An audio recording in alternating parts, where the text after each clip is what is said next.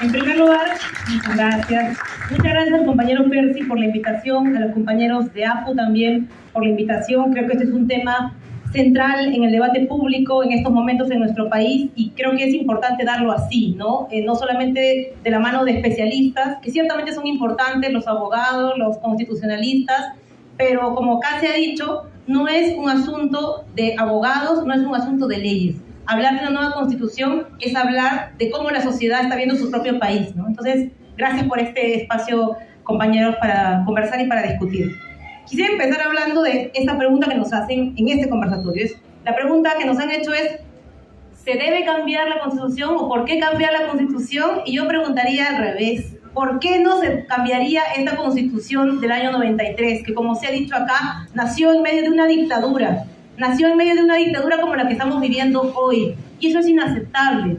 Un pacto social democrático que refleje lo que la sociedad anhela vivir, ¿no es cierto?, como espacio de convivencia, como proyección, ¿no es cierto?, de su forma de desarrollo y de bienestar, no puede ser construido en dictadura.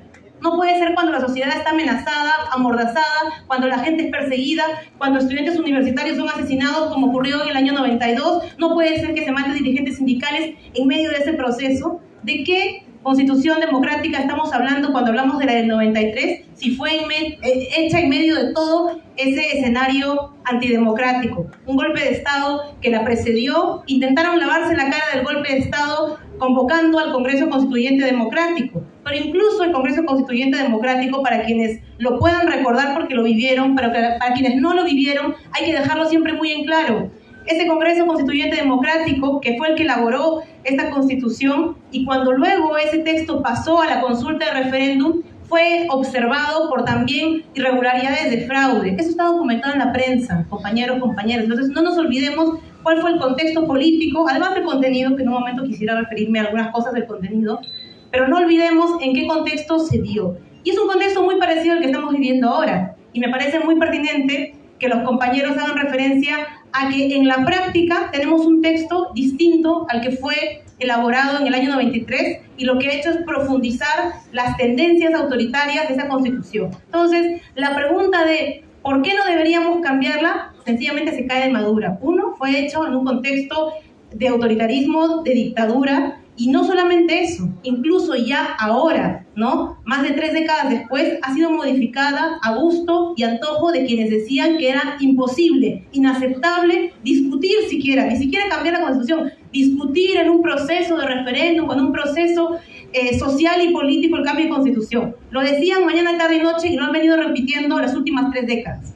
Porque la exigencia del cambio de la Constitución no es de ahora, no es de hace un año, no es de hace 2 años, ¿no? Probablemente desde que la sociedad se atrevió a enfrentar de manera mayoritaria a la dictadura fujimorista, lo primero que se planteó desde la sociedad fue justamente el cambio de la Constitución del 93, porque generaba un conjunto de disparidades entre la sociedad, el Estado y los grupos económicos. Esa es la característica principal de la Constitución del 93. Entonces, ¿por qué no cambiar un texto que ha sido producido en dictadura y que ha sido ya transformado, como hemos dicho, por esta dictadura actual que está hoy en el Parlamento? Por los mismos herederos de la dictadura fujimorista que nos decían por más de 30 años que la Constitución no se puede tocar porque viene el caos, que el régimen económico no se puede alterar porque si no, el cataclismo, que el régimen político tampoco se puede tocar porque si no, quienes se atreven a modificarlo son también autoritarios y comunistas y todas estas sarta de tonterías que siempre repiten. Ya lo han hecho, ya lo han cambiado. En la práctica hoy día, lamentablemente, tenemos un régimen político que es lo que han modificado este año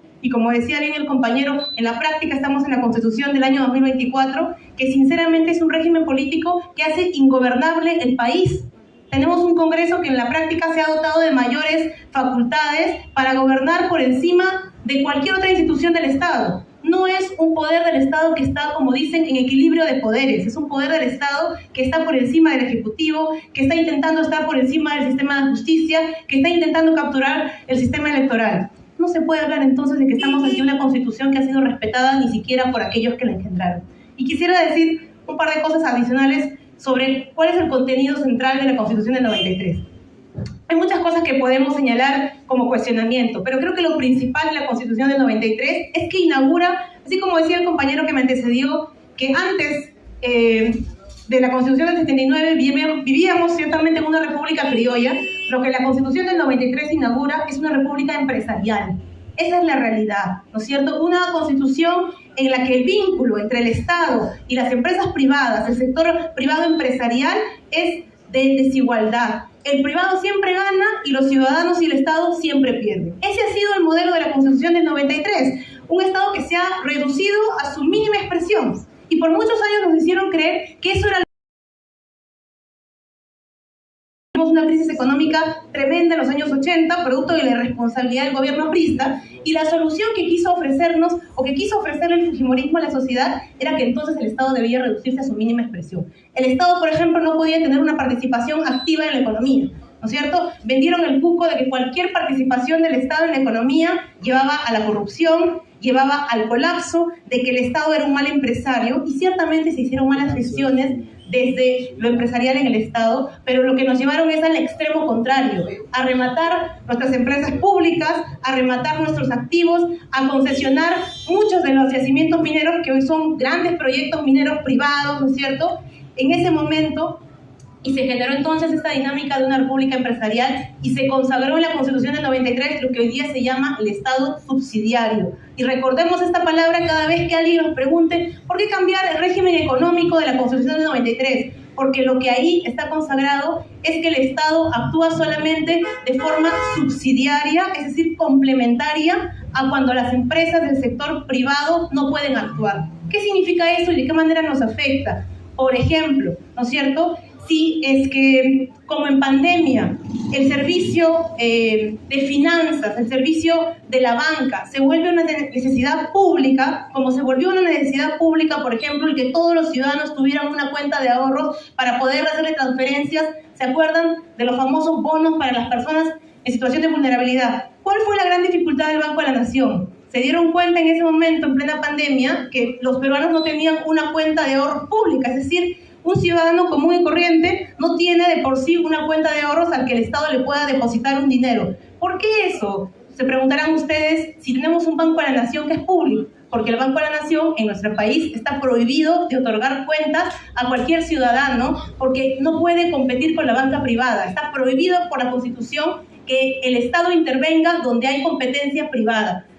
Fíjense ustedes, el Estado está amarrado de dar algo que es un servicio esencial como servicios bancarios de emergencia solamente porque la Constitución prohíbe a que el Estado pueda competir con las empresas privadas. El Estado puede actuar ahí donde la empresa privada no está. Si la empresa privada decide no poner un servicio, ahí recién el Estado puede actuar. Eso es lo que se llama el denominado Estado subsidiario, que es una, digamos, distorsión del rol que debe tener realmente el Estado en situaciones no solamente de emergencia, sino en situaciones estratégicas en las que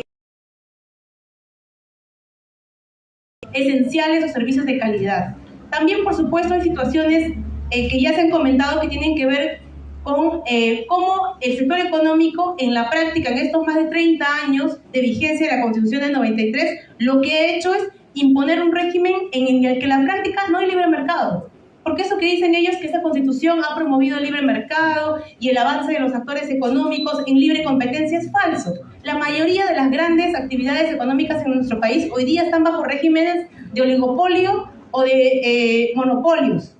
Y la Constitución del 93 no prohíbe expresamente ni los oligopolios ni los monopolios. Lo que ha mencionado el compañero es cierto. ¿Cuál es la excusa que usan los que defienden la Constitución del 93 cuando hablamos de estos temas, oligopolios, monopolios, que finalmente afectan a los consumidores? Dicen, pero la Constitución sí habla de que se prohíbe la posición de dominio en una actividad económica y que se sanciona la posición de dominio. ¿Qué significa esto? Significa que sí, el Estado sanciona cuando una empresa ya se apoderó de un mercado de manera concertada, por ejemplo, concertando los precios, pero lo sanciona cuando la empresa o este conjunto de empresas ya cometieron esa acción, o sea, no lo previene, sino que la sanciona después de que ya perjudicó a un conjunto de usuarios. O sea, lo sanciona a posteriori, no hace nada para evitar que eso ocurra, sino simplemente dice, bueno, tú has de repente concertado precios en un mercado y te voy a sancionar luego. ¿Ustedes creen que alguna empresa de estas grandes internacionales les perjudica que les pongan luego una multita? No, pues no, como ha pasado muchas veces con muchos de los sectores grandes de la economía. Esto ha pasado con cosas hasta como el papel higiénico. No sé si algunos se enteraron que se sancionó a esta empresa Kimberly que es una gran transnacional, por concertar el precio del papel higiénico, algo que parece una ridiculez, pero que ocurrió en nuestro país. Indecopi a lo mucho pudo multarla porque se demostró que concertaban el precio del papel higiénico, pero lo que no ha podido hacer ni Indecopi ni ninguna otra entidad pública es evitar que se rompa ahí ese monopolio y esa concertación de precios que ellos gestionaban. Entonces, hay razones suficientes por las cuales se tiene que cambiar esa constitución y se tiene que discutir públicamente no solamente aspectos vinculados al origen ilegítimo de la constitución, sino ese contenido, sobre todo en el tema económico. Y una cosa final, que yo quería mencionarla y agradezco que la compañera Brenda lo haya mencionado también, y es que así como hay cosas en las que estamos en contra, que están en esta constitución, también hay cosas que son un vacío. Y yo creo que a estas alturas de nuestra historia, después de todos los procesos sociales que hemos visto los últimos años, después de la enorme movilización que ha habido desde el sur de nuestro país hacia las grandes ciudades, es inaceptable que nuestra constitución no señale expresamente que somos un país multicultural. Realmente es una vergüenza, porque si de algo realmente podemos hablar en términos de patrimonio propio de los peruanos, es de nuestra cultura. Es de la diversidad de culturas que pueblan este país. Y que claro, nos acordamos de nuestras culturas cuando pensamos en el turismo, ¿no es cierto? ¿Qué sería del Perú sin las culturas originarias que todavía sobreviven sobre la base de grandes civilizaciones en el país? ¿No? Sería un país sin el turismo de los que tanto algunos se llenan la boca y viven y piensan que eso es lo único que mueve la economía. Miren, ese turismo que tanto algunos promueven y del que tanto algunos hablan como si fuera una cosa exitosa, existe porque existen culturas. La gente viene a este país, por ejemplo, entre otras cosas, a conocer nuestra historia y las culturas vivas de nuestro país. Y no es, yo creo, lógico que se trate con el nivel de desprecio con el que se trata a los pueblos quechuas, aymaras, amazónicos de nuestro país. No hay un reconocimiento real. Ciertamente hubo un reconocimiento de la Constitución del 93, simplemente declarativo. Se hablaba de la multiculturalidad en esa Constitución, pero no se hablaba de reconocimiento de que somos un país plurinacional, y eso se expresa en algo tan sencillo como lo dijo la compañera: somos más de 5 millones de peruanos quechohablantes en el Perú, y ustedes se pueden imaginar en qué ciudad está la mayor cantidad de quechohablantes en el país. ¿Saben cuál es? La ciudad de Lima. La ciudad de Lima es la ciudad que tiene la mayor cantidad de quechohablantes en el Perú, más de 1 millón de quechohablantes, y ustedes pueden creer que acá en la ciudad de Lima no hay ni una sola escuela pública bilingüe, intercultural, o sea, donde se enseñe quechua. ¿Saben por qué? Porque la política bilingüe intercultural que ciertamente existe está focalizada a las comunidades altoandinas. Solamente ahí en la punta de las comunidades más alejadas es ahí donde se enseña educación bilingüe intercultural, y algunas otras excepciones por ahí. Cuando es en las ciudades como esta, donde está la mayor cantidad de quechohablantes, y muchas personas que somos hijos de quechohablantes no hemos tenido la posibilidad de que en las escuelas públicas se nos enseñe el idioma de nuestros padres. ¿No es esa la mayor muestra de desprecio desde el Estado a lo que son las culturas que han originado el país que somos? Yo creo que sí. Y creo que eso es una razón de sobra para discutir este asunto de manera integral. Y como os he dicho acá, no es una discusión de expertos. Seguramente en un momento posterior habrá que discutir con los abogados la mejor forma de construir un texto legislativo sobre el tema de la nueva Constitución, pero la primera tarea que hay que dar es una discusión pública. Porque a muchos de nosotros nos van a preguntar y nos van a seguir preguntando: ¿por qué cambiar la Constitución? Ustedes son unos radicales, exagerados, porque la Constitución acaso es una solución automática a los problemas del país. Y nosotros no estamos planteando que la Constitución es una solución automática. No es que el día que la Constitución se apruebe, el país va a ser otro. Lo que pasa es que cuando discutamos una nueva Constitución de manera democrática en asambleas como esta y en otros espacios, lo que vamos a ir generando es todos en comunidad, en conjunto, una idea del país que queremos. Y eso es lo que lamentablemente no hemos tenido en toda nuestra historia republicana. Con más o menos constituciones democráticas, nunca el pueblo en su totalidad, en su mayoría, ha tenido la posibilidad de ser parte de ese debate, de ser parte del debate del país que quiere, de la forma en la que quiere que se relacione su Estado, la economía, la sociedad. Y una cosa final es que creo que habría que hacernos una pregunta final, no solamente por qué deberíamos cambiar la Constitución, es ¿quién le teme a que haya una nueva Constitución en el país? Y creo que la respuesta es muy clara.